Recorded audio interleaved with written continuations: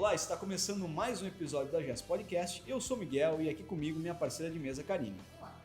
Antes de iniciar os trabalhos de hoje, eu quero te convidar para se inscrever no nosso canal do YouTube. Não esquece de marcar o sininho para receber notificações sempre que conteúdo novo for publicado lá no canal.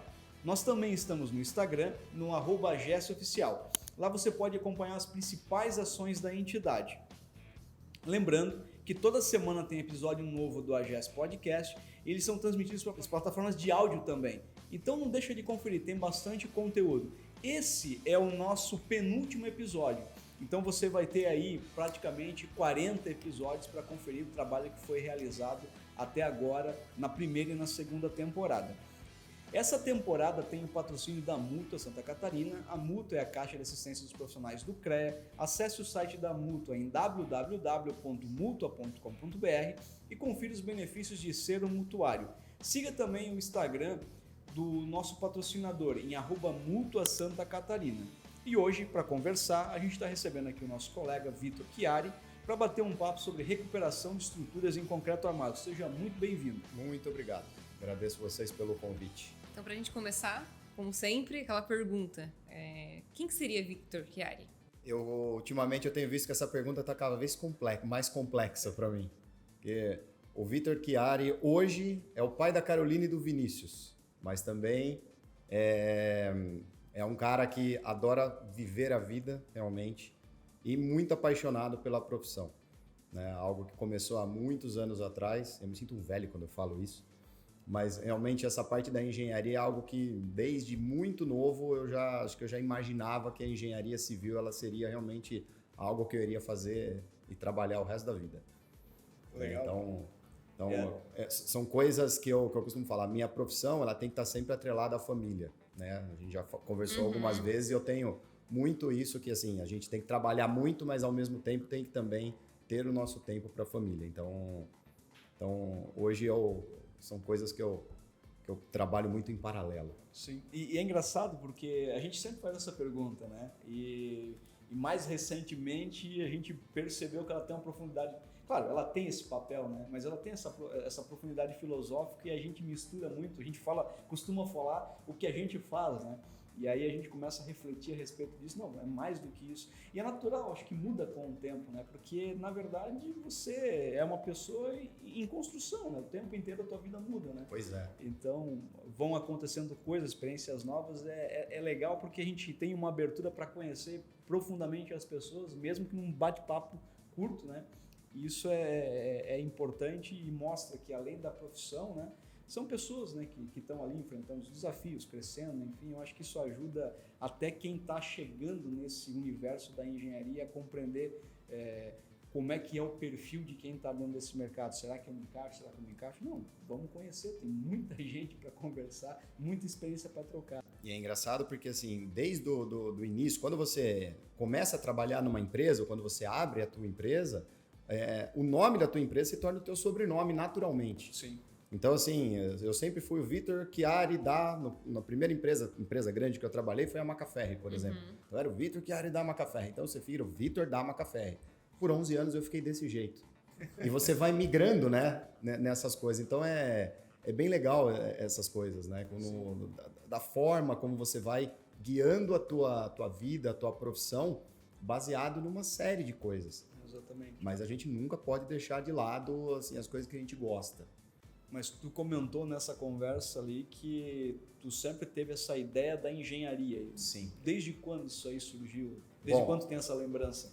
Eu tenho porque assim, eu sou do interior de São Paulo, né? Então, assim, cidade muito pequena, que hoje não é tão pequena mais assim, que a cidade chama Valinhos, que é próxima de Campinas. Hoje a cidade deve ter uns 100 mil habitantes, mais ou menos. E eu morava nos fundos da casa da minha avó. E o meu pai, ele sempre desenhou. Meu pai não é engenheiro, mas assim, minha paixão começou por ele. E eu sempre me emociono quando eu vejo, porque a gente ficava num quartinho de fundo.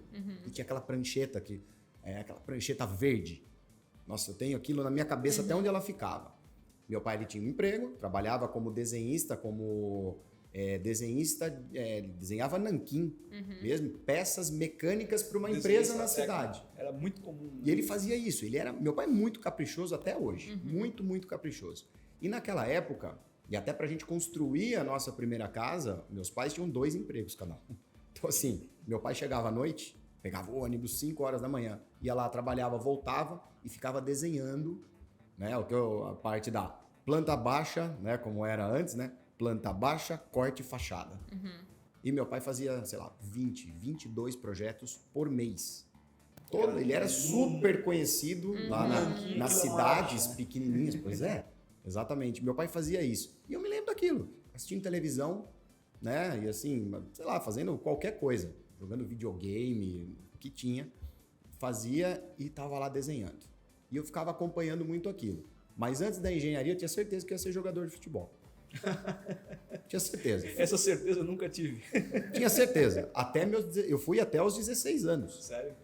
Mas tu já treinava, tu jogava? Jogava. Não vou dizer assim, não estaria aqui hoje, tá? Se fosse realmente craque. Mas aquele universo ali da região de São Paulo, Nossa, acho que ela era mais muito forte. É mais propício, os grandes clubes estão ali, né? Na época era muito comum, hoje muito menos, né? Mas na época era muito comum uma Ponte Preta, um Guarani. Eu joguei até o Paulista de Jundiaí, né?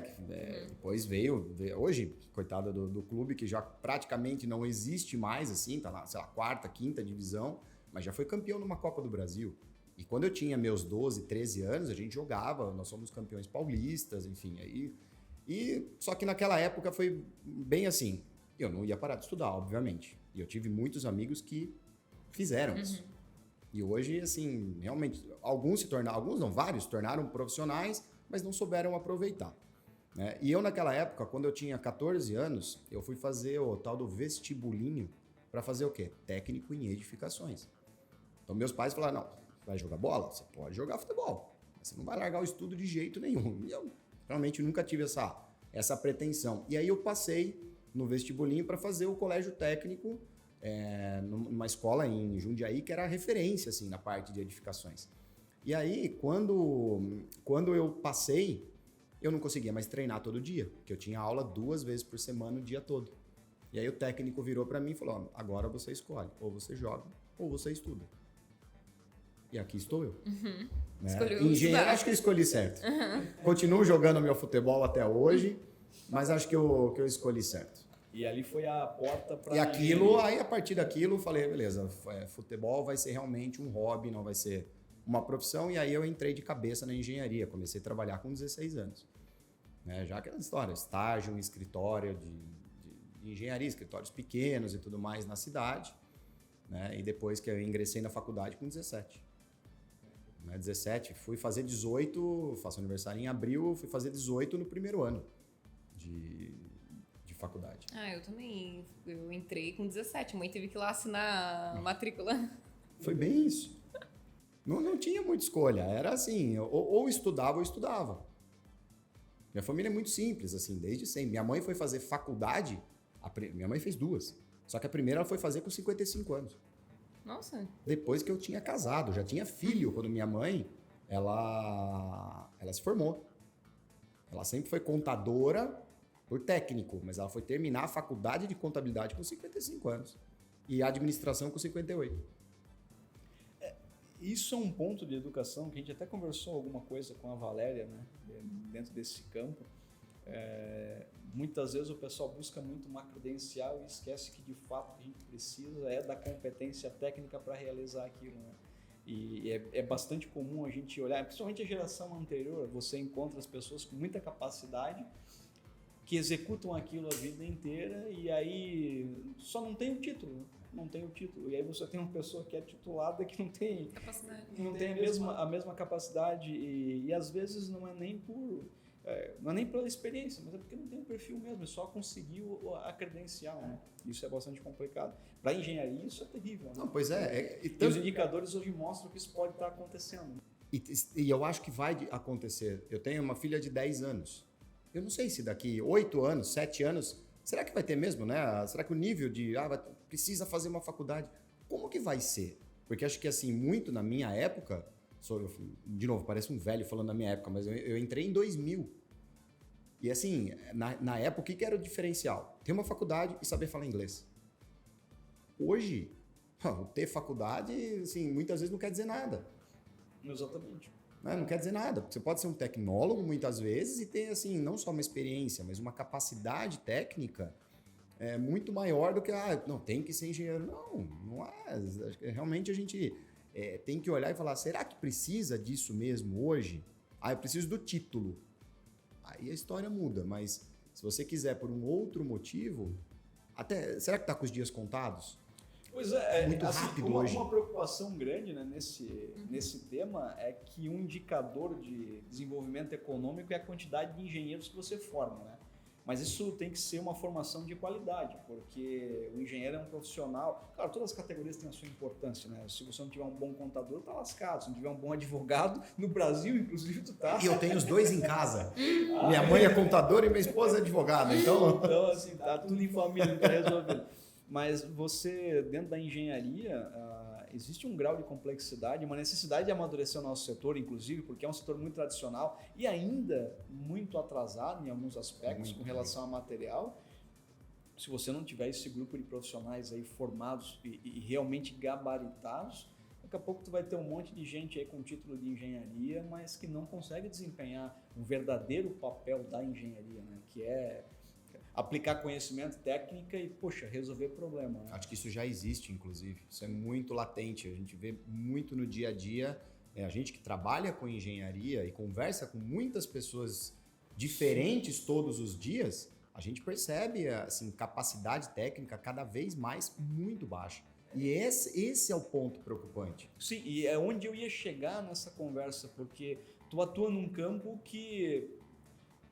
Eu imagino que não só para isso, mas a maioria das vezes, quando te chamam para recuperar alguma coisa, é porque não tá passou muito do momento. É terminal paciente terminal. E muitas vezes eu até arrisco dizer, por um pouco que a gente conversa aqui nos papos anteriores e até nos bastidores, acredito que ainda tem uma parcela que não é só uma deficiência na manutenção, são vícios lá atrás, do cara não pensar no que está fazendo. Não analisar qual é a realidade daquele projeto, a que condições ela vai estar submetida, o que os caras vão fazer aqui, como é que isso aqui vai se comportar. E muitas vezes é muita grana investida também, né? E aí, quando te chamam, é para dar a extremunção. Eu costumo associar muito essa questão da recuperação da estrutura muito com a medicina. Poxa, mas o que tem a ver com a medicina, né? A investigação é a mesma coisa, quando você vai fazer um exame de alguma coisa... Você vai, ou é um exame de rotina, que é a famosa manutenção, no caso das estruturas. Vai fazer o exame de rotina e a manutenção. Agora, eu descobri aqui um problema mais grave. Normalmente ela está associada a uma falta de manutenção. Mesma coisa, você fala, estou obeso. Né? O que aconteceu? Ou você tem um problema, ou você comeu e bebeu desvairadamente assim, por muito tempo. E foi embora. Sim. É a mesma coisa nas estruturas. Às vezes é um comparativo meio esdrúxulo, sabe? Mas é muito parecido. Porque assim, se você tem um problema de saúde, muitas vezes ela está associada a uma coisa que você não está preocupado com o teu corpo. Então você não faz exercício físico, você come mal. A estrutura, ela entra muito nisso. Porque a partir do momento que tem lá, tá lindo esse edifício, vamos falar um pouco do mercado imobiliário, que é onde tem muita coisa e que às vezes não aparece para o grande público, né? Sim. Às vezes é num subsolo, alguma coisa que a gente encontra... Um caixão perdido, uma coisa que ninguém vê. A gente encontra muito, não só nós, profissionais, que temos assim, até coragem para entrar lá dentro. Sim. Né? E aí, quando a gente entra neste quesito, começa a entrar o problema. Porque aí, não tem manutenção. Opa, a pessoa está engordando, sabe? É a famosa lei de Sitter. Ou seja, se você fez de acordo com o projeto, a tendência é que o teu custo seja muito mais baixo. Agora, se você deixar para fazer só a recuperação da estrutura na fase, lá na fase final, ela vai te custar um absurdo a mais. E aí, quando você conversa com uma pessoa, né, no caso, vamos supor, muitas vezes você tem síndicos muito bons e que entendem o que falam. O problema é quando você pega um síndico que não sabe absolutamente, um síndico ou um profissional, que não sabe nada. Fala, nossa, mas isso está muito caro. Mas é o caro que deixou para fazer lá na frente. Sim. Não fez aqui, onde era a parte mais barata, né, da e história. Nessa conversa, a gente recebeu muitas pessoas desse universo. Eu acho que eu acabei puxando um pouco. Não, claro, mas também a gente refletiu sobre isso. Mas a impressão que eu tenho também é que esse tema está muito latente. Sim, Né? é porque a idade das edificações está chegando exatamente, num ponto... Exatamente. A gente está com imagina, a gente começou a urbanizar o Brasil em 1950. Pois é. Agora que a gente está batendo, vamos dizer que a gente está batendo 50 anos de edificações agora que elas vão começar a gritar mais. Gritam desde os 10, 20 anos, mas o pessoal vai empurrando e não cai. Às vezes cai é perigoso, mas o pessoal confia muito nisso. Uma coisa que a gente percebeu é que esse público também está preocupado com isso, de compreender, de ter um grau maior de maturidade e entender que para conduzir uma edificação não pode ser, e nada contra, né? A gente usa o exemplo do o cara que está, vamos escolher de síndico o cara que se aposentou e tem tempo. Nossa, isso é muito comum.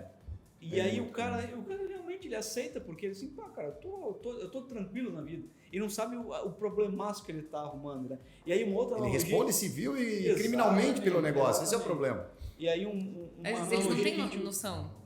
E uma outra analogia que a gente usa bastante, a medicina aparece muito, mas nesse caso a manutenção é com o carro, né? Para falar, cara, é o carro, se tu não trocar o teu óleo, deixar para trocar daqui a 30 mil quilômetros, não vai ter que trocar o motor. Ele vai gritar. Uma hora tu vai ser obrigado a trocar. Não tem... Então, funciona bem. Agora, voltando um pouquinho na tua história, imagino que muita coisa aconteceu, mas quando chegou nesse universo de trabalhar com estruturas e investir nesse ponto, né? Ter um escritório, enfim, como é que isso aconteceu e o que tu tens visto hoje dentro desse mercado? Como é que isso está acontecendo? Então, nós vamos voltar então uns 20 anos atrás, literalmente, foi em 2003. Em 2003 eu trabalhava num escritório pequeno da minha cidade e eu sempre tive, era um sonho mesmo de trabalhar numa multinacional. Então eu sempre tive isso. E aí eu assisti na época, por isso que eu costumo dizer que assim, para todos os estudantes, inclusive, quando tiver uma palestra de uma empresa, alguma coisa assim, vá assistir, porque a oportunidade ela pode estar lá. Para mim aconteceu assim. Na época, a Macaferri, que eu costumo dizer que até é a minha grande escola da vida, assim, que realmente foi. Lá atrás, eu assisti uma palestra de um cara que virou meu amigo depois, que já é aposentado hoje. Ele fez uma palestra e eu falei, caramba, gostei disso. Eu não sabia o que eu queria. E olha que curioso, na época eu estava no 4º ano, acho que era 7º período, 8º, não lembro. E eu estava lá e assisti uma palestra. E na época eu falei, eu quero ser engenheiro de estruturas. Meu pai sempre falava isso para mim. Não, ser engenheiro de estruturas, ser calculista, vai ser... E eu fiquei com aquilo na cabeça. E eu fui... E olha, vocês vão entender a coincidência anos depois, tá? Eu fui conversar com um professor que eu queria, ele falou, não, isso não dá dinheiro, puta, é muita besteira, não faz isso. E eu falei pro meu pai, não é isso que eu quero. Meio que apareceu, eu fui ver essa palestra. E na época, você vê, um dos meus melhores amigos da época, o irmão dele trabalhava na Macaferri, levou meu currículo, eu fiz um teste de AutoCAD na época, né? Passei, fui trabalhar como estagiário. 9 meses depois eu estava estagiando na França, na Macaferri, lá na França. Fui para lá, fiquei 3 meses, voltei para o último ano, voltei em julho do último ano de faculdade, terminei a faculdade e fiquei lá mais 3 meses. Então fiquei 7 meses morando na França, aprendendo como eram os projetos lá. Isso na época de Macaferri. Foi uma experiência incrível, eu tinha 21 anos. Imagina. Era um menino, eu sou filho único. Imagina o que foi para mim, um filho único saindo debaixo da saia da mãe para poder viver uma vida fora de casa. E aí minha vida ela ficou assim, ela realmente foi muito legal trabalhar. Isso foi o quê? 2004? 2004. Janeiro de 2004 eu estava embarcando. Não era o nosso universo de conexão. Não tinha celular. Não tinha. Não era um negócio assim, nós estamos falando de 20 anos que parece uma eternidade. Não, mas assim, eu não tinha notebook na época para levar. O computador que eu tinha era de segunda a sexta na empresa. O notebook era caríssimo. Minhas mensagens, às vezes era coisa por e-mail, era um telefone, assim. Sim. Eu me lembro que eu liguei uma vez para meus pais em casa, eu lembro que a conta do telefone deu tipo 250 euros. Eu falei, de onde eu vou tirar isso? Né? Enfim, contornou depois. Era outro universo. Mas em resumo, fiquei 11 anos na Macaferri. 11 anos trabalhando com geotecnia, que eu adoro até hoje. Só que depois que eu saí da Macaferri, eu entrei numa empresa americana e esta empresa americana ela trabalhava com estruturas, que hoje, meu mestrado depois foi nisso, que é a parte de luva de emenda para a barra de aço. Então, ao invés de fazer o traspasse, a gente utiliza a luva. E eu fui me especializando nisso, cada vez mais. Esta empresa foi vendida e chegou em 2019, da forma como eu estou falando aqui para vocês, eu estava num cliente de manhã discutindo a obra do metrô de Fortaleza, para vocês terem ideia. Me ligaram e falaram, tem que dar um pulo no escritório que vai ter um anúncio aqui global. Fui para o escritório e falaram, estamos fechando a operação no Brasil. A partir da quarta-feira que vem, ninguém precisa mais vir. Estão promovidos ao mercado de trabalho. Foi assim. E falei, e agora? Cara... Minha filha tinha 5 anos, meu filho tinha 1 ano e meio. O que eu faço? Volto para o mercado ou abro a empresa? Foi aí que eu falei assim, e na época, sempre um comum acordo, né? Era uma vontade que eu tinha de empreender, sempre tive. O que eu não tinha era coragem. E aí, acho que assim, uniu aquela história, né? A coragem e a necessidade. Né? E coloquei as caras e falei assim, agora eu vou. Foi aí que entrou a minha vida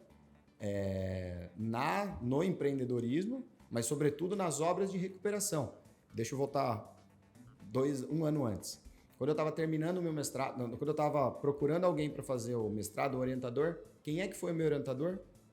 Exatamente aquele mesmo professor que falou assim para mim, não faz engenharia de estruturas. Ele foi meu orientador na Unicamp depois. 15 anos depois de tudo aquilo que eu comentei. No campo de estrutura. No campo de estrutura. E tu perguntou para ele, o que tu tá fazendo? Ele nem lembrava. Ele nem lembrava disso. Mas eu imagino que talvez a indicação dele lá atrás fosse na pouca preocupação que as pessoas tinham nesse campo, né? Que ainda assim, se você vai para o universo do mercado imobiliário de obras pequenas, o pessoal valoriza muito pouco esse projeto. E deixa muito a critério de que... porque você tem dimensões menores, né? Então, aqueles 40% ali salvam muita coisa quando o cara confia no mercado informal. Mas ele não faz ideia do risco e do custo que ele está gastando a mais. Né? E é um mercado, Miguel, que eu vejo assim... em franco crescimento. Porque hoje em dia a gente vê muitos novos profissionais surgindo, né? E muitos profissionais bons surgindo. Porque a gente está acostumado com os caras que são os papas da engenharia diagnóstica, como muita gente não gosta de chamar de engenharia diagnóstica, enfim. Cada um tem o seu conceito, né? Mas assim, a gente vê muito os papas que trabalham em cima disso. E hoje, sobretudo nesses últimos 3, 4 anos, eu tenho visto uma crescente tão grande de profissionais pedindo espaço, que é um negócio absurdo. É muito absurdo. E a gente vê isso no Brasil todo. A gente vê no Brasil todo isso. A recuperação de estruturas, apesar, lógico, de ser uma parte antiga, hoje em dia as técnicas de recuperação, elas têm, assim, cada hora a gente vê uma coisa diferente. Por isso que fala, tô com 40 anos, né? Já não preciso fazer mais nada. Já vi tudo que tinha que ver. Só está começando. Né? Cada dia mais a gente tem que se especializar. Isso é um exemplo disso. Você faz curso atrás de curso e tem que ficar, assim, realmente se reinventando no mercado. Sim. Senão você perde espaço. Exatamente. Você tem que demonstrar algo que seja, não inédito, mas algo que seja bom para o teu cliente. Eu costumo dizer, a gente tem que prezar sempre pela boa engenharia. Se a tua solução, se você trabalha com uma venda de produto, que eu não gosto nem de produto, eu gosto de falar solução mesmo. Se você trabalha com a venda de uma solução diferente e tudo mais, preza por isso. Fala assim, minha solução para isso aqui não funciona. Vai por esse caminho. O mau profissional, a meu ver, é aquele que tenta te empurrar qualquer coisa. A solução dele para tudo, né? Mas eu vou ganhar dinheiro com isso. Ok, daqui 5 anos você vai ter que... Responder por aquilo. Exatamente. Mas eu vou te dizer, eu sou do campo da incorporação, né? A minha trajetória sempre foi no mercado imobiliário, com estudo de viabilidade, mais no campo da concepção de negócio e agora no campo da incorporação.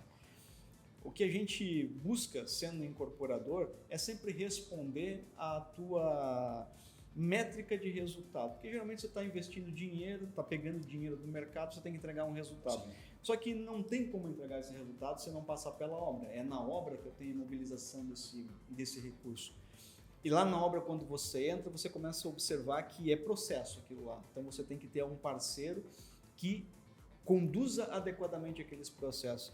E uma pergunta que vem cada vez batendo mais na gente é o seguinte: que soluções eu tenho no mercado além das convencionais? Porque a gente está esbarrando em coisas que não funcionam mais. Concordo. Ou pelo menos assim, ainda assim, nós vamos fazer desse jeito, tem que mudar, tem que adotar uma ferramenta nova. Sabe onde eu percebo isso? Quando você participa de reuniões normativas. Experimente, já chegou a participar alguma vez de reunião da BNT, por exemplo? Participei. Cada vez mais, se você for participar de reuniões da BNT, é raro você ver o pessoal mais jovem participar. Primeiro que eles pensam, né, que não tem, mas eles pensam que não tem voz. Às vezes você tem que forçar um pouco mais. Mas você percebe, quando você participa de algumas reuniões, e que fique bem claro, isso não é nenhuma crítica, tá? Mas normalmente o que tem lá é o quê? Solução convencional. Hoje em dia, os mais jovens têm puxado normas novas, que acho que vai muito de encontro com isso que você está falando. Mas senão você só fica no convencional. E talvez até seja o crescimento da questão da engenharia diagnóstica. Estou fazendo inferência aqui, vocês que entendem mais do que eu sobre isso, né? É porque a gente vai perguntar para alguém de fora, entendeu? Ah, não, eu estou contratando aqui um projeto. O cara me apresenta essa solução. Quem é que pode me dar uma opção diferente? Ou quem é que pode analisar isso aqui e encontrar, né? Porque eu sou engenheiro civil também, mas eu até falando para a Karine, eu não entro nesse campo, porque eu não me especializei nisso. Eu sei ler projeto. Tem que ter essa consciência, né? Mas tem que ter essa e é uma consciência. cobrança grande, né? É porque Você fala tu é engenheiro civil, todo tem que mundo saber de acha tudo. que- não, passa a mão na parede. Não, aqui tem. Não é assim, né? Vai lá perguntar pro médico. Você fala assim, ok, tô com uma dor de cabeça. Você vai perguntar para quem? Para um pneumologista? Não, né? Ele vai dizer, procura um neurologista. Vai, procura lá. Ortopedista. E isso, isso. isso tem puxado um pouco mais essa questão, né, de uma engenharia mais elaborada. É quase redundante isso, porque a engenharia tem que ser elaborada, mas de trazer profissionais que possam dar respostas e respostas novas, né, materiais novos. A gente vai... a gente conversou esse ano, né, sobre materiais de fachada, A gente trouxe aqui o da Anjo Tintas, né? Que até saiu essa semana, o do Felipe, que eu conheci lá na Debate, no evento. A gente estava tentando trazer assim. Que eles são de Santa Catarina, não são? De Criciúma. Criciúma. E esse é um universo de tanta coisa diferente acontecendo que é necessário, porque a gente não está sendo eficiente no campo da construção. O problema é a gente ficar sempre na mesmice. E não a história do se reinventar, e não profissionalmente, mas é buscar soluções. Tem uma coisa interessante aí também. Sempre que você está tentando, por exemplo, dependendo da solução que você está colocando num projeto, às vezes a tua solução, vamos falar de Brasil, é única. Aí aquele cara que está especificando, ele fala, mas eu não posso colocar porque ela é única. Poxa, não, porque tem que ter um similar, senão assim, o pessoal da concorrência X não aceita. É muito comum isso. Ou seja, por que é que você precisa sempre ter concorrente? Por que você tem que estar buscando sempre o tal do oceano vermelho? Por que você não pode buscar o oceano azul nisso? Ou seja, sempre buscar um lugar onde, aí falando de negócios, né, onde você não tem concorrente, mas ao mesmo tempo você está fornecendo uma solução para aquele caso que ela é única. Por que você não pode trabalhar dessa forma? Sempre tem que ter um concorrente? No mercado imobiliário você esbarra nas normativas de financiamento que não aceitam coisas que não É a mesmice estão. de novo, né? E na indústria você vai esbarrar muitas vezes nos critérios das seguradoras, né? Porque vai fazer uma analogia aqui, porque também tem a questão da seguradora que o que foi feito aí eu não conheço, mas muitas vezes é necessário um método novo, um método diferente, uma solução, enfim. É bastante complexo, mas até é legal ouvir e tu trazer esse termômetro que não, realmente é um movimento que faz sentido e que está acontecendo. Você fala? Não, mas agora falando de sair da mesmice, uma coisa que eu acho muito legal, que até por isso que eu pensei, né, no Victor, foi na questão dos inibidores de corrosão. Sim. E quando eu vi a primeira palestra do Victor, eu fiquei, não, isso é mentira. É mágica, isso aí é eu tenho que provar todas as vezes. Porque até eu falei pro Miguel, né? Parece que tu tá jogando água no negócio. Não tem uma cor, não tem uma textura, não tem nada. E magicamente A armadura tá protegida. E eu falo porque realmente é isso. Quando nós trouxemos nessa parte, porque o inibidor de corrosão, existem algumas variantes aqui no Brasil, mas assim, eu já fiz teste com todas e de fato assim, não são tão eficientes quanto essa que eu venho trabalhando hoje. Eu falo eficientes em termos de longevidade, afinal de contas, durabilidade. A gente fala de recuperação, você fala o quê? Durabilidade, uma coisa ligada à outra. Sim.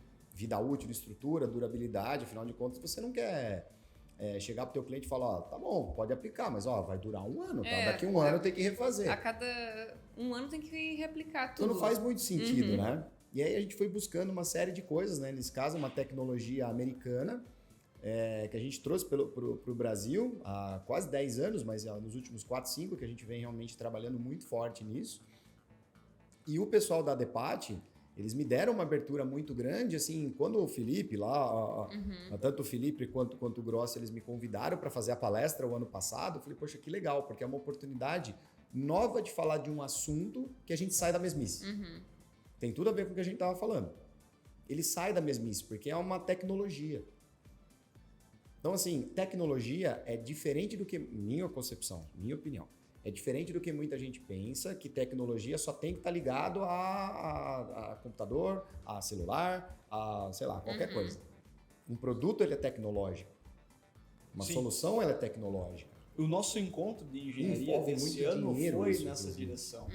Porque a gente quis mostrar exatamente que vamos tratar de tecnologia, mas não só tecnologia com relação ao... Precisa ter um celular na mão o tempo todo. Não, são desenvolvimentos novos de materiais e tudo mais.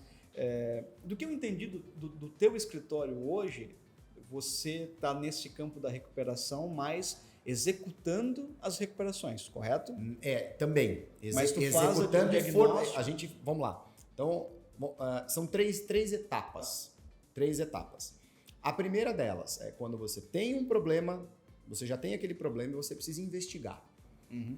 Porque uma coisa é você fazer uma inspeção visual. Agora, a inspeção visual também você tem que ter o diploma de mágico lá. Sim. Né? Porque é impossível você saber o que está acontecendo lá dentro. Vamos entrar no campo da corrosão. Quando você consegue identificar naquela estrutura que existe um problema de corrosão, se você não tiver fissura, se você não tiver trincas, é impossível. Você não vai saber o que tem lá dentro. Você pode só olhar e falar, não, isso não que eu ia dizer, nada. ela tem que ter alguma manifestação Já existe. Isso leva muito tempo. A manifestação patológica, ela demora muito tempo se ela foi, entre aspas, bem executada. Tudo tem prazo. Com a cobertura ali, tudo certinho. Exatamente. Então, assim, primeiro ponto. Você faz uma investigação para saber o que é que pode existir lá dentro. De todas as formas. Por exemplo, será que a obra ela foi executada de acordo com o projeto? Poxa, eu tenho uma fissura, o que pode estar acontecendo? Será que eu tenho a quantidade de barra de aço igual do projeto? Não sei. Tem o projeto? Não.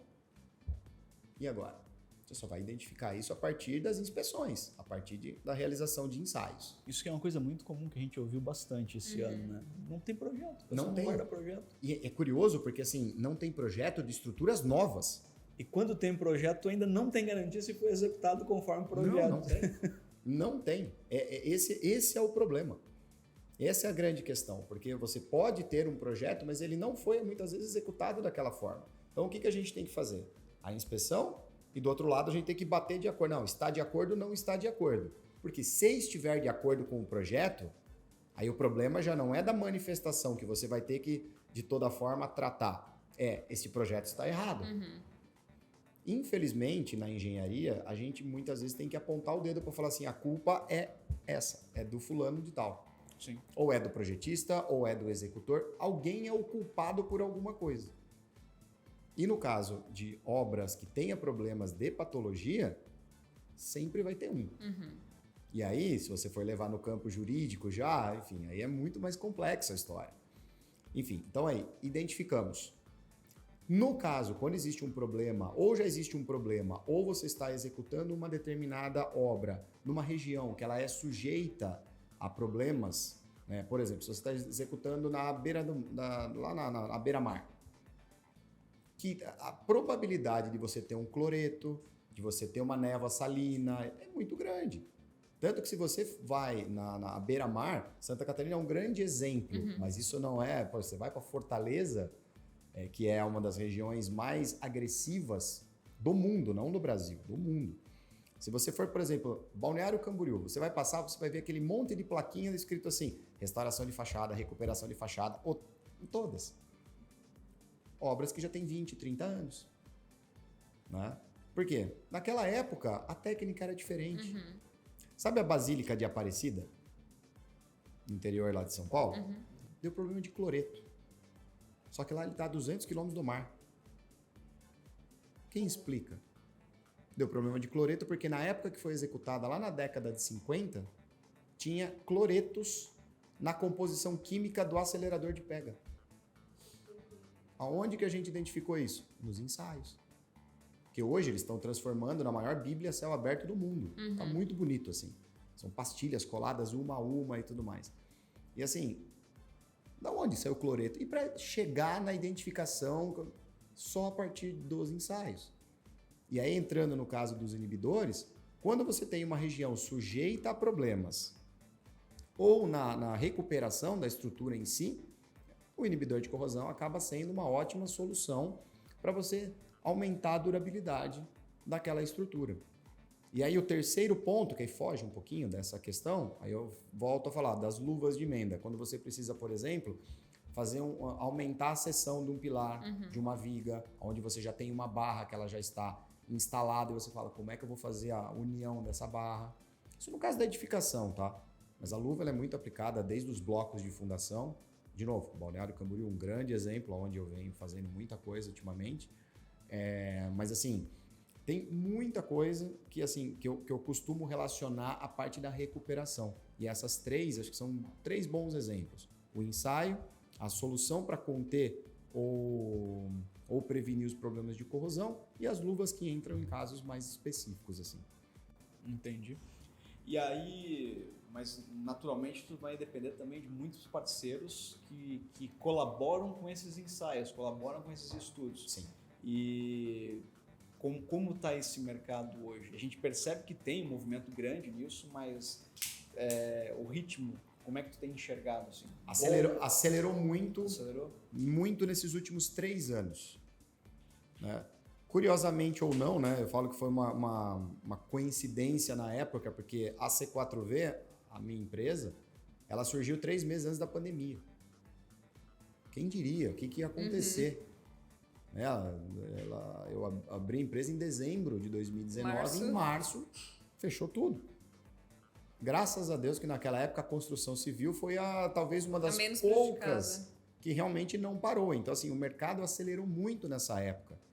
E 2 coisas aceleraram.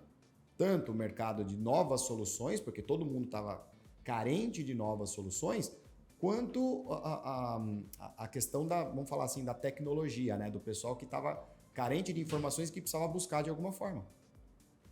Né? Então isso acelerou muito realmente. Eu vejo que a parte da recuperação, não sei se é porque eu trabalho também nesse meio, que eu tenho muito contato com as pessoas que trabalham, mas assim, hoje o mercado realmente está muito aquecido. Tanto de novas obras, isso eu não falo só em São Paulo não, tá? Estou falando no Brasil de uma forma geral. Tanto em novas obras quanto obras de recuperação. Hoje, Rio de Janeiro e São Paulo são referências na parte de retrofit. Hoje em dia não tem mais terrenos que o pessoal fala assim, vamos pegar esse terreno e levantar uma torre. O pessoal fala, temos esse prédio, vamos colocar mais 5 andares. Se eu fosse fazer uma brincadeira para estudar esse mercado, as primeiras hipóteses que eu colocaria, né, na jogada para teste é o movimento o efeito da própria pandemia. O pessoal ficou em casa e começou a olhar para o que tinha. Começou a achar problema, e começou a identificar que a edificação talvez não atendesse mais ele. Isso movimentou o mercado. É da mesma época da pandemia o rompimento de uma linha, de um teto de preço médio em Joinville. Nós tínhamos uma dificuldade muito grande de subir o preço do metro quadrado aqui em Joinville, com uma inflação já do material de construção, né, acelerada também. Não era equilibrada. Não era equilibrado, mas vou brincar aqui com números, né? Você comprava um alto padrão a R$ 6.500 o metro quadrado. Como você acha isso? Hoje o preço desse alto padrão é 12 mil, é o dobro.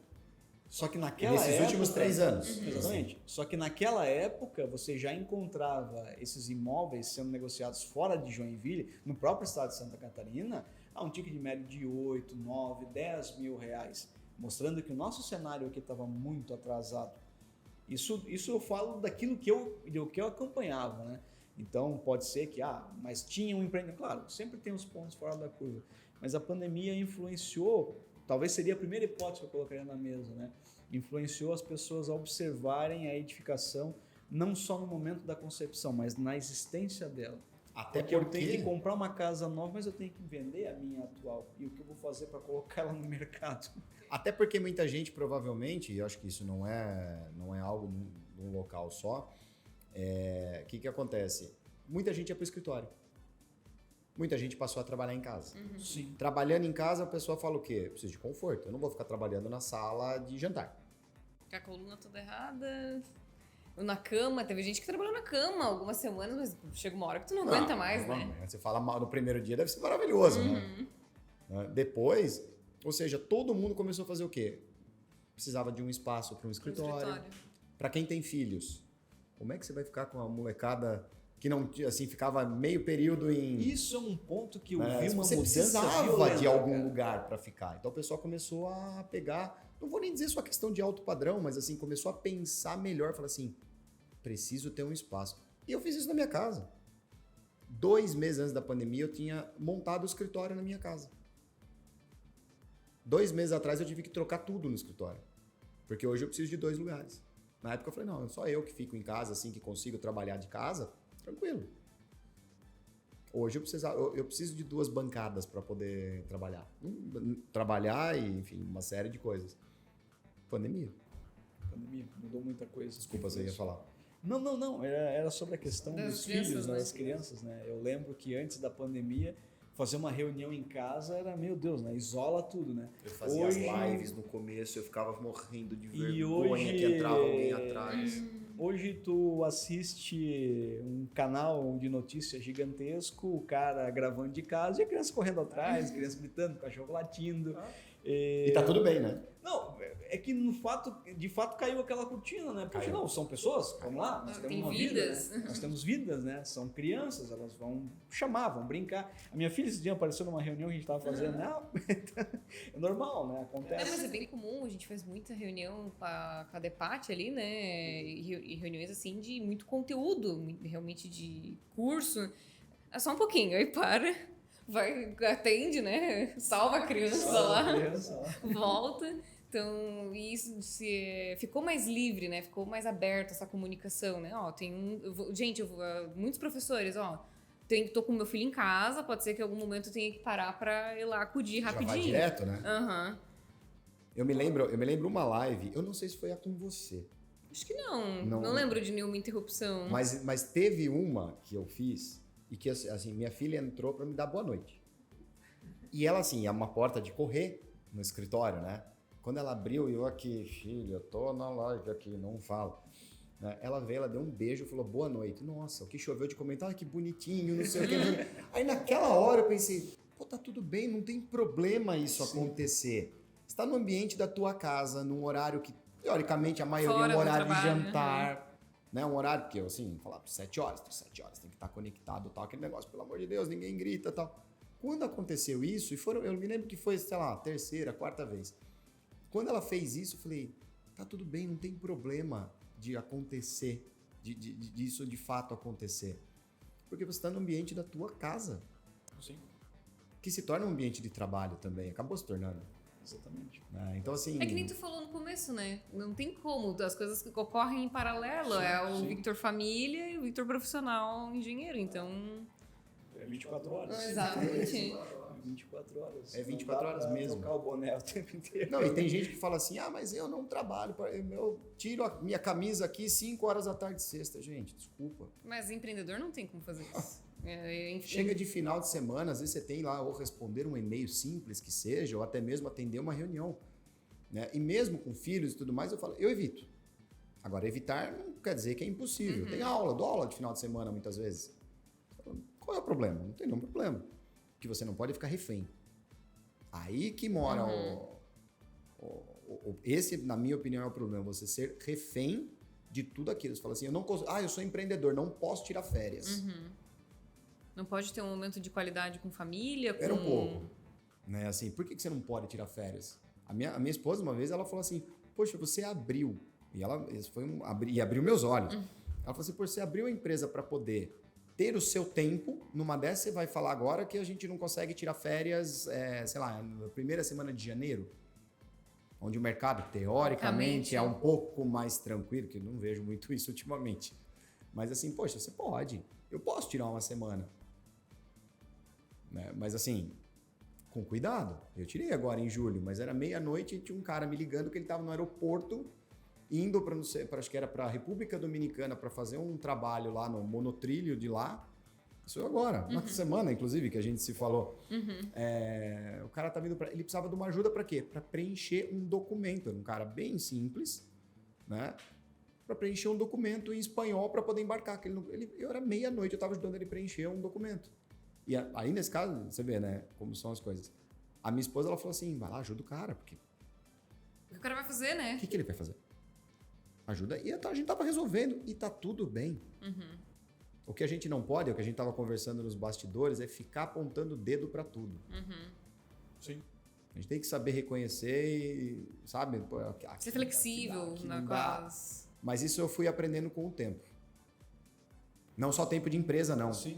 Porque tem o tal do intraempreendedorismo, que mesmo que você trabalhe numa determinada empresa, eu sempre tive o tal do sentimento de dono. Desde os custos até aquela história de você se colocar no lugar da outra pessoa para poder fazer algumas coisas, sabe? E essa é uma delas. Você precisa ajudar as pessoas. E dentro desse novo momento com a tua empresa, né, qual tem sido o perfil de atendimento que tu tem visto assim como maiores desafios dentro do campo, né, que tu atua? Aí a gente volta alguns minutos atrás, o desconhecimento. Desconhecimento técnico, principalmente. Porque uma coisa... Tanto indústria quanto residencial... Eu vejo o desconhecimento técnico. Né? Porque uma coisa é você não saber. A outra é você não querer nem investigar. A outra é você falar assim, não sei, tem quem sabe, eu já vou ligar direto. Então, o desconhecimento técnico da pessoa realmente fazer e simplesmente não ligar para as consequências. Eu escuto uma coisa assim, por exemplo, você está falando do inibidor de corrosão. Você fala assim, isso aqui vai te conceder mais 10 anos de vida útil na sua obra. O cara olha para você e fala assim, minha responsabilidade aqui é de 5, eu não preciso de 10 anos, não.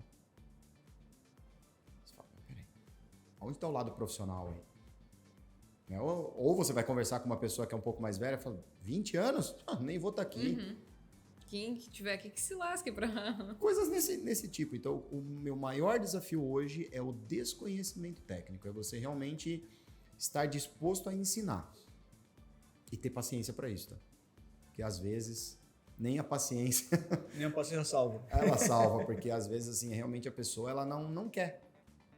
Porque nessa questão ali, eu não vou estar aqui daqui a 20 anos, não é nem a falta de conhecimento técnico. Tu fez tua parte. É a decisão dela de, acho que caráter né? Pra escolher entre um produto ou outro. Mas aí entra uma coisa que eu acredito muito, né? Que o pessoal tem que amadurecer também no campo da administração e entender que aquilo que tu faz como atividade, ela tem tempo indeterminado. Né? Nós temos um tempo determinado, mas a partir do momento que eu abri a minha empresa, ela não tem tempo de existência. Ela nem pode estar vinculada ao meu tempo de existência. Exatamente. Porque ela fica muito limitada. Ao contrário, ela tem que ser independente. Eu brinco, né? Eu tenho que ir para uma empresa todo dia pensando que ela tem que dar um jeito de me expulsar de lá e colocar alguém melhor no meu lugar. Porque ela é minha já. Esse é o meu desafio. Ela é minha. Esse é o meu desafio. Pessoal, ela sempre vai dar resultado. Eu sempre falo, né? Mas não significa... A gente tem uma empresa ou eu sou a empresa? Porque... Essa é a grande que sabe o que eu brinco? É difícil. Nesse momento, eu sempre falo, é muito difícil. Nesse momento, tem um cara na FGV que está se formando e trabalhando num nível muito acima executivo do que eu tenho capacidade, que vai fazer as coisas muito melhor do que eu. Eu fui empreendedor e tive a visão. mas eu tenho que trazer alguém que seja melhor para dar continuidade. Perfeito isso. Para que eu suba e diga o seguinte, não, agora eu vou ficar aqui só mantendo um direcionamento daquilo que a gente começou e ter mais tempo para aprender também como direcionar melhor e me atualizar, porque também eu posso ficar direcionando para trás, que é um problema, né? Aí é melhor mesmo que eu pique o abacaxi e outro venha ao meu lugar, porque... E esse negócio de tempo, ele é muito curioso, sabe? Porque assim, eu aprendi eu era estagiário na Macaferri, e na época eu trabalhava com projetos, eu acho que isso foi 2003 ou 2004 já. Eu assim, nunca mais vou esquecer daquilo por 2 motivos. Primeiro, quando eu lembro que era uma sexta-feira à tarde, e assim, nada contra quem trabalha sempre daquele horário das 8 às 5, cada um faz o que quiser, tá? Mas isso me fez aprender uma coisa. Uma vez era uma sexta-feira, eu não tinha aula nesse dia, não me lembro por quê, mas eu não tinha aula. Só que a gente dividia carona para ver quem ia de carro no dia, no outro, e eu me lembro que assim, era 5 da tarde, o pessoal tava me cobrando, vambora, e eu assim, quer saber? Desliguei o computador e o meu chefe na época, né, esse cara virou, e eu falo assim, que eu lembro muito disso, porque esse cara, por esses e outros motivos, esse cara virou meu padrinho de casamento. Meu amigão até hoje. Uhum. E ele falou, Vitor, a gente tem que mandar, e era um projetinho muito simples. Era um negócio que eu fazia em 20 minutos. Ele falou assim pra mim, a gente precisa mandar isso aqui pra Venezuela. Na época, a Venezuela tava explodindo lá. Né? Ele falava assim, a gente precisa mandar hoje isso daqui. Eu desliguei o computador e falei assim, segunda eu mando. Virei as costas, tchau, bom final de semana, e saí. Quando eu tava na porta da empresa, esse cara veio correndo atrás de mim, assim. Ele veio correndo atrás de mim. Vitor, você terminou? Você mandou pra mim? Eu falei, não, segunda eu termino. Ele falou assim, segunda? Bom, eu precisava pra hoje. E eu assim, ele não deu bronca. Ele só falou assim, eu precisava pra hoje. Segunda você termina? Termino. Cheguei segunda-feira, ele falou assim, não, eu mesmo terminei na sexta-feira, já mandei. Ele falou assim, eu não peço pra ficar depois do horário. Mas, se uma coisa é urgente, você tem que acabar naquela hora. Eu sei que você tem que pegar carona e tudo mais. E ele falou assim com uma calma que dá raiva. Sim. Porque é muito pior assim do que dar bronca daquela de você realmente botar de castigo, sabe? E eu nunca mais vou esquecer isso, porque foi uma lição que eu tive do tipo, tem que terminar? Termina. Uhum. Independente, cara, vai adentrar o final de semana. Cara, termina. Porque depois as ideias elas foram embora, às vezes aquilo não é da forma como você está imaginando. Eu vou, sei lá, jogar futebol, a sua cabeça ela vai longe. Uhum. Então, o tempo que você tem que colocar, a sua inteligência, ele tem que ser ele tem que ser um tempo inteligente. Exatamente. Acima de tudo. Acho que vai muito de encontro com tudo isso que você comentou, sabe? Você tem que ter, e ele sempre falou para mim, eu quero que vocês sejam melhores do que eu. Uhum. Eu quero que vocês sejam melhores do que eu. E é um cara extremamente inteligente. Você fala, e ele sempre falou isso. Eu guardo isso com 20 anos e eu falo assim, é uma lição que essa questão de tempo eu não esqueço mais.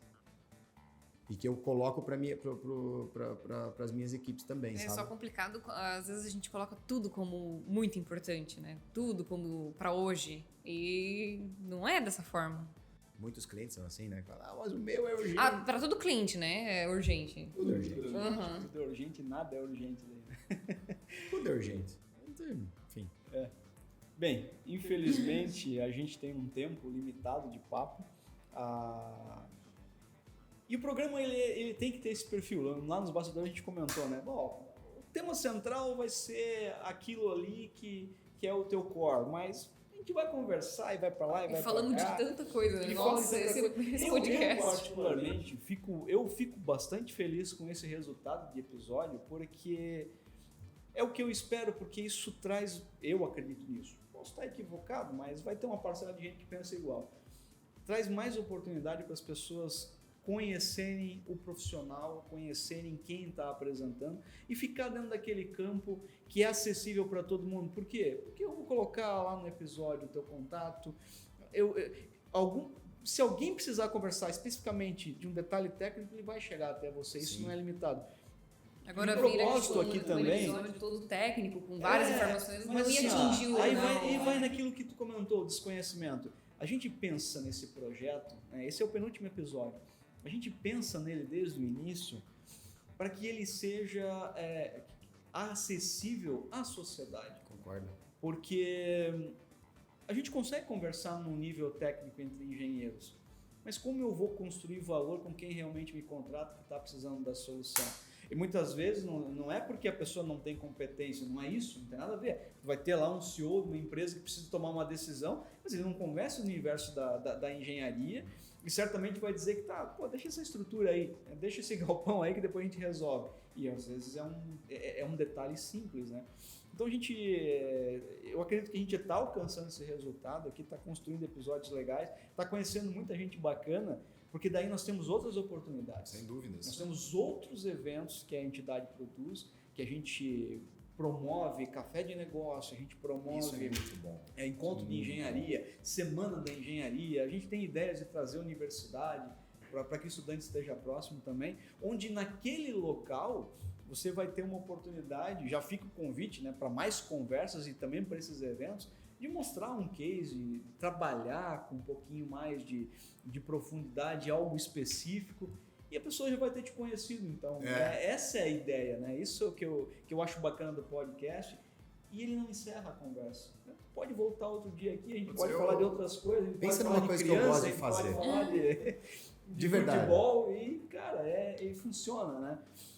Nossa, dá pra fazer um podcast só de perrengue de viagem.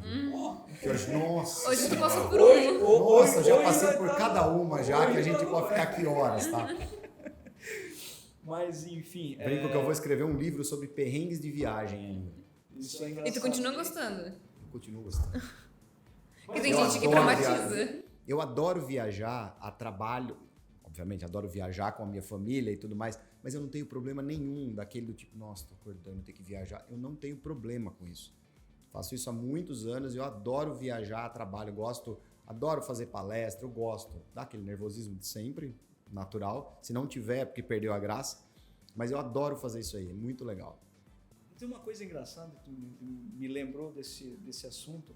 Quem estuda comédia e trabalha com a estrutura da comédia defende que o humor, a comédia, é tragédia mais tempo. E se a gente parar para pensar, o perrengue, certamente hoje tu teve um probleminha lá com o voo, né? Te incomodou pra caramba. Mas depois de um certo tempo, aquilo vira uma história engraçada. Nossa. Então, Dá pra passa o contar tempo, várias. aquilo vira um caos, né? E aí vai pro churrasco, enfim, vira uma brincadeira. Mas como eu tinha falado no início, pena o nosso tempo, ele é limitado, uma questão estrutural. Mas a gente tem aqui por hábito, né, de marcar em todo episódio um pedido de sugestão de literatura para o nosso convidado, seja técnico ou não, algo que realmente tenha marcado na época da leitura, porque é uma forma também da gente compartilhar algo que a pessoa possa buscar, já como uma espécie de briefing. O cara leu, falou disso aqui e tal. Então eu queria que tu ficasse à vontade para fazer essa indicação. Precisa ser um só? Não, pode ser. Então tá bom.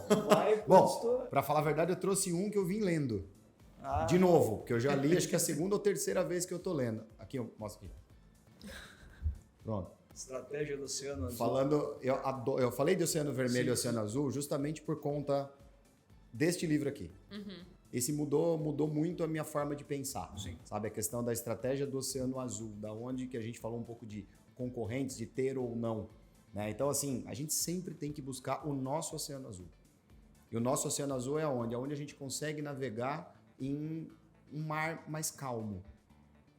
Onde a gente consiga trabalhar, onde a gente consiga ter o quê? O diferencial, seja de um produto, seja na questão de laudos, seja o que você, no teu caso, das tuas obras, o que você tem que oferecer para o teu cliente que é diferente do que os teus concorrentes, que aí sim é o Oceano Vermelho. Tem gente que abre uma empresa pensando que eu vou ser mais uma empresa. Lojas de roupa. Né? Por que as lojas de roupa tem aquelas que custam, uma bolsa custa 20 mil reais, estava falando sobre isso no final de semana, e você consegue comprar uma bolsa por 5? Onde está o diferencial? Você tem que saber navegar. Até então... um engraçado que eu vi um vídeo agora, vindo também pra cá, era um cara na classe econômica do avião, e daí alguém chutando o banco dele atrás, e daí ele indo, caminhando até a executiva, não sei. E ele, assim, maravilhado, sabe? Com o tratamento da outra classe, enquanto ele lá sofrendo horrores. Então, realmente... É tudo, você paga. Mas eu vou te dizer, eu não conheço esse universo, mas eu já ouvi pessoas falando disso. Se tu sentar com um cara que vende uma bolsa da Hermès, bobear, tu vende teu carro e compra aquele troço. Essa minha amiga falou exatamente a mesma coisa. Ela falou, cara, é tão bom para vender isso para você, ele pega a bolsa com uma luva de cetim para te mostrar. Sim. Ele fala, o cara quase convenceu ela a pagar 20 mil reais numa bolsa. O cara ele vai falar que não é uma compra, é um investimento. Né? E tu Sabe? vai comprar a ideia. Mas sabe por quê? Eu tenho um mantra comigo que eu sempre sigo, João Apolinário, Polishop. Ele fala assim, produto tem preço, benefício tem valor. Exatamente. Então a gente não tem que procurar vender um produto, a gente tem que procurar vender um benefício para aquele teu cliente. Então eu sigo isso assim, eu olho e falo, caramba, é verdade. E acho que tem muito a ver com esse livro, sabe? Aí eu adoro ler biografia. E assim, depois de tentar ser jogador de futebol, durante a faculdade eu também tive banda e tudo mais. Aí eu pensei assim, acho que eu não vou ser engenheiro, eu vou virar músico. Aí eu percebi que eu não tinha tanto talento assim pra música. Mas a música eu escuto todos os dias, o dia todo. Quando eu posso. Carro ou é podcast ou é música, não tem jeito. E aí, falando da biografia, a minha banda preferida hoje, eu falo hoje porque isso daí às vezes troca, mas nos últimos, 10 anos é o Foo Fighters. Eu gosto muito do Dave Grohl, que é o cara era baterista do Nirvana, depois hoje o cara é o CEO do Foo Fighters, não é só um músico. A biografia dele é espetacular. Ele é um showman, né, cara? O cara é um showman. A biografia dele palco, faz coisa arada. É espetacular a biografia dele. Aí entra muito nas histórias de viagem, entra... eu sou um cara que eu sou do rock, assim, entendeu? Então eu realmente gosto, e a biografia dele é espetacular. Então para quem gosta de biografia e gosta de rock and roll, pode ir atrás. Chama Dave Grohl, Contador de Histórias. É muito bom. Um livro técnico. Adoro estruturas pré-moldadas. Trabalho com isso há muitos anos também. Tem um livro do professor Munir, que é da UFSCar lá de São Carlos, chama, acho que é Pré-moldado, Fundamentos e Aplicações, se eu não me engano. É uma bíblia desse tamanho aqui. Outro livro espetacular. Aí pode dar um livro infantil também? Pode. Que esse livro infantil é o que eu recomendei para minha filha agora. Que é o livro da minha infância. Chama Ilha Perdida. Daquela coleção Vagalume, lembra? Hoje tá um absurdo de caro. Você acha ela em sebo. Você acha? Mas você acha até na Amazon para comprar. Eu até comprei para ela, tá lendo agora, Ilha Perdida, que é um livro espetacular desse tamanhozinho assim. Mas para quem gosta de historinha, assim, é demais. Então, assim, esse é o livro da minha infância. Acho que a primeira indicação... Segunda, na verdade... Não, a primeira indicação específica para infantil. Porque Adoro foi indicado esse aqui livro. também o Pequeno Príncipe, mas ele já tem um teor filosófico que... A Ilha Perdida é demais isso daí. Assim, é um livro de aventura, sabe? Então, Legal. Você fica imerso lá dentro dele. E aí, para falar um monte, tá? E livros, eu adoro ler. Então, livros, filmes e o que você quiser. Maravilha. Mas acho que esses daqui realmente... Não, foram excelentes São indicações. boas indicações. Vitor, eu queria te agradecer por ter vindo participar desse episódio, ter compartilhado bastante conhecimento com a gente. Queria que tu ficasse à vontade para dizer para as pessoas onde elas podem te encontrar, rede social, enfim, o que tu achar necessário. Fica à vontade. Primeiro eu tenho que agradecer vocês. Karine, obrigado pelo convite, foi fantástico. Fiquei muito feliz mesmo, porque assim, não é sempre que a gente tem oportunidade. Como bisneto de italiano, vocês percebem que eu falo demais. Mas é bom isso. Nem sei quanto tempo já deu. A gente deve já estamos em 1 hora e 5 minutos, mais ou menos. Realmente, assim, eu falo, mas assim, de fato tem muita coisa, assim. Então, assim, muito obrigado pelo convite, foi incrível. Eu conseguia colocar toda a agenda, né, realmente, para poder falar, vou estar em Santa Catarina, já faz isso, faz aquilo. Então, foi muito legal, tenho que agradecer mesmo. Né? Adoro fazer esse tipo de bate-papo, muito legal. Quando tiverem outro, pode chamar. Né, para fazer palestra, o que vocês quiserem. Pode me chamar que eu venho. Eu adoro. Eu que agradeço a tua presença, porque você não é daqui de Joinville, pelo contrário. Então, a tua disponibilidade, assim, não, eu vou, vamos aqui alinhar e data. Nossa, eu achei sensacional. E eu fico extremamente agradecida, porque com certeza vai colaborar muito com o nosso projeto. Deixou um conteúdo muito importante para a sociedade. E a gente conseguiu trazer algo assim realmente de relevância pro projeto. Então, eu que agradeço de verdade de ter aceito o meu convite. Não, fico feliz demais, adoro. Pode realmente quando quiserem. Não, vamos conversar. Porque a gente tem bastante eventos, tá, gente? Então, pode falar, eu venho mesmo. Eu não tenho vergonha, não. Eu venho. Eu sou um cara muito tímido, às vezes, apesar de falar pra caramba e tal, mas assim, eu sou um cara contido nesse ponto. Você falou das redes, né? Sim. Hoje em dia tem que compartilhar essas coisas, né? Essa questão do que eu faço, principalmente. Então, hoje, no Instagram, onde realmente eu sou bastante ativo, Instagram e LinkedIn, né? O Instagram é victor.c4v, que é... Aliás, o C4V é justamente o nome da minha família, tá? Caroline Vinícius e minha estrutura, que é a família. Né? Legal. Então Vitor.c4v, e no Instagram tem o Vitor Chiari, né? E tem a página também da C4V, da empresa. Então, assim, lá a gente vai mesclando um pouco a questão de conteúdos mais técnicos, normalmente eu coloco na página da C4V, tem todo o site também, tem tudo lá, enfim, tem e-book, tem uma série de coisas lá, né? Mas no Instagram é onde realmente eu coloco, não vou dizer o dia a dia profissional. Sim. Normalmente ele tá, apesar de ter muitas coisas pessoais também, através do Instagram consegue chegar na empresa. E a gente chega lá, tá? Então quem puder, siga lá, porque tem bastante coisa. A gente vai crescendo aos pouquinhos, mas é realmente para passar informação. Não tenho pretensões assim, você tem o maior influencer do mundo, nada disso. É realmente passar conhecimento, que acho que isso que é o mais importante. Maravilha. Então, mais uma vez, obrigado. Opa, imagina. Karine, considerações finais? Acho que eu até já fiz, né? Mas eu achei bem bacana a conversa, foi bem dinâmica e bem diferente. Sim. Não ficou só presa a questão técnica, então te agradeço e espero te ver em próximos eventos da GES. Conte comigo.